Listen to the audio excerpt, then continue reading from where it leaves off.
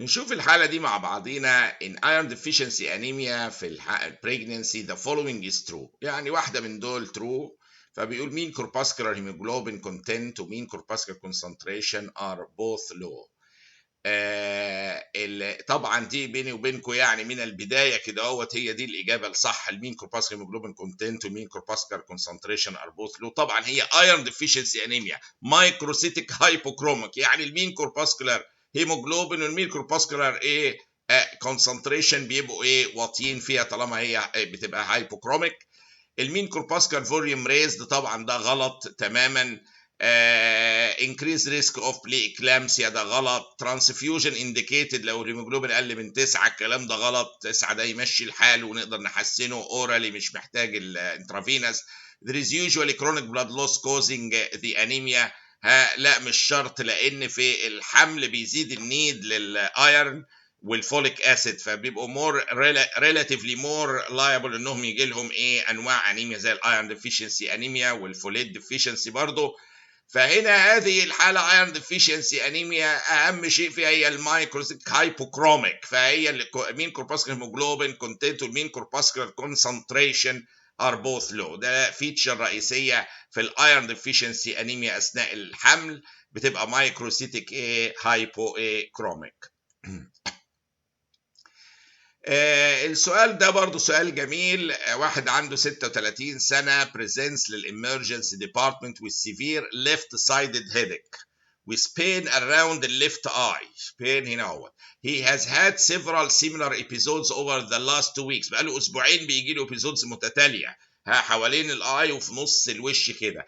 اللي لما يقول لك في الاخر 2 ويكس ورا بعض كده دي عامله زي ايه عنقود العنب اللي مشبكين مع بعض الحالات جنب بعض قوي كده فسميت كلاستر هيدك.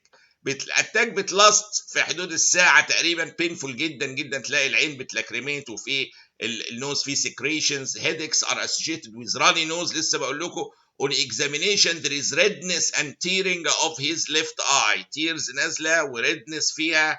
What is the most appropriate acute management? It's a very painful condition الحقيقة وهيدك رخم. والأفضل حاجة لعلاج الكلاستر هيدك هي هاي فلو أكسجين. ففي وسط كل دول ما الهاي فلو أكسجين ده معلش هو المفروض يبقى فيه سيباريشن يحطوا هنا. هاي فلو أكسجين دي هي الإجابة السليمة لهذا السؤال اللي هو بيتكلم على الكلاستر هيدك اللي ذكرناه والعين بتبقى فيها تيرز وكونجستد وراني نوز و100% اكسجين هاي فلو هو افضل شيء ايه لعلاج الاتاك بتاعه الايه الكلاستر ايه هيدك.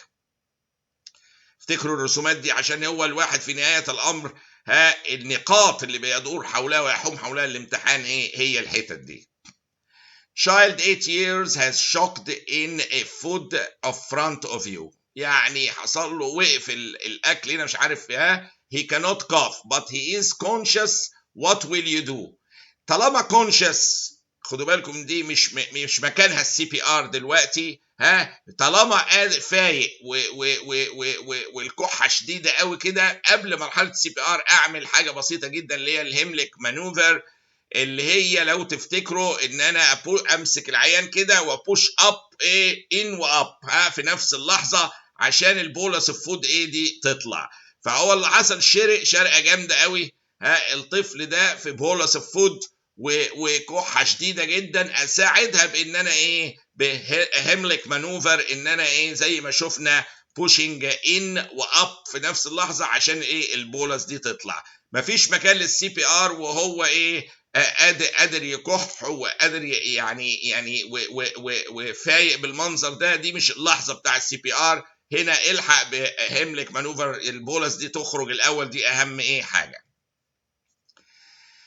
85 years old male patient with history of chronic constipation. واحد عنده 85 سنه وعنده ايه chronic constipation presents with acute severe colicky abdominal pain.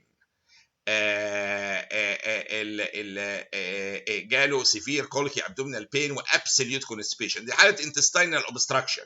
Plain abdominal film shows a grossly dilated oval or over large bowel arising from left lower quadrant.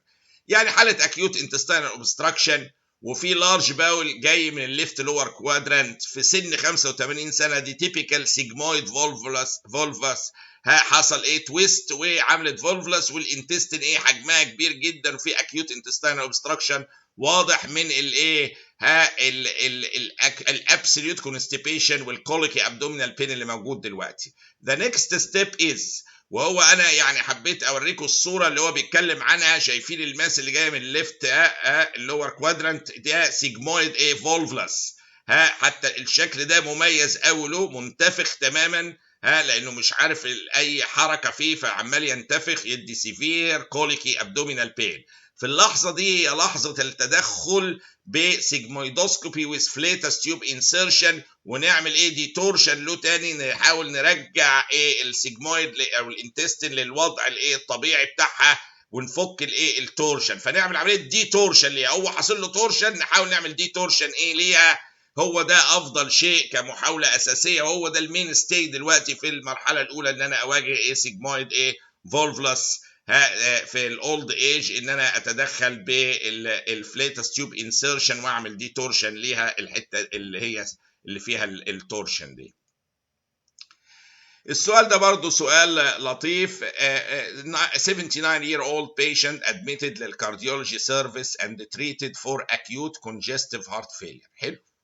He is started on new medication regime including a diuretic which relieves his symptoms and improves his cardiac function. ده شيء جميل جدا، اتحسن على الدايوريتكس.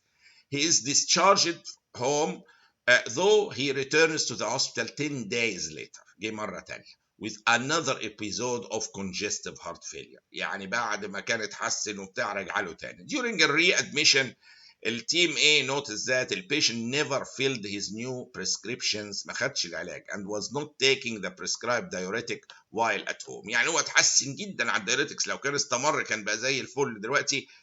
اللي حاصل ان هو ايه ما خدش الدواء وما عملش العلب. What actions can be taken to prevent this from happening again؟ هو سؤال يعتبر medical ethics اكتر منه ايه طب مباشر. فايه الاكشن اللي ممكن يتاخد في حاجه زي كده؟ اهم اكشن في كل المجموعه اللي محطوطه قدامنا دول اللي هو provide timely access to care following hospitalization. يعني نضمن ان العيان ياخد الدواء، اللي هو اول واحده هنا هو provide timely access للكير. دي اول حاجه. وبعد كده ايه افكر بقى communication coordination لكير بلان ونحل له المشكله. discharge planning patient education cannot help فعلا يعني انه مشكله عنده في يعني دي يعني سؤال ما اعرفش يقصد ايه بيها هنا patient education cannot help، لانها مش قضيه education، قضيه ممكن يكون ان الفارماسي في حاجه ليجل، في حاجه قانونيه، حاجات تعقيد معين في مال والدواء.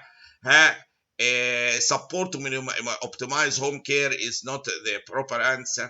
الحقيقه يعني الاسئله هنا يمكن غريبه حبتين، ولكن السؤال الحل اليقيني provide timely access to care following hospitalization، ان انا اضمن العيان ده بعد الهوسبيتاليزيشن يبقى له تايملي اكسس للكير بانتظام على طول. لان الكونجستيف هارت فيلير انا اوريكم صوره اكس راي جميله كانت ايه حاله ايه اكيوت بالمونري ايديما واضحه من كونجستيف هارت فيلير. بعد ما اخذت الدايوريتكس والعلاج ادي صوره اللنج، شايفين بقت كلير ازاي؟ نفس العيان دي قبل الدواء ما يتاخد ودي بعد ما اخذ الدواء في حاله كونجستيف اكيوت كونجستيف هارت فيلير.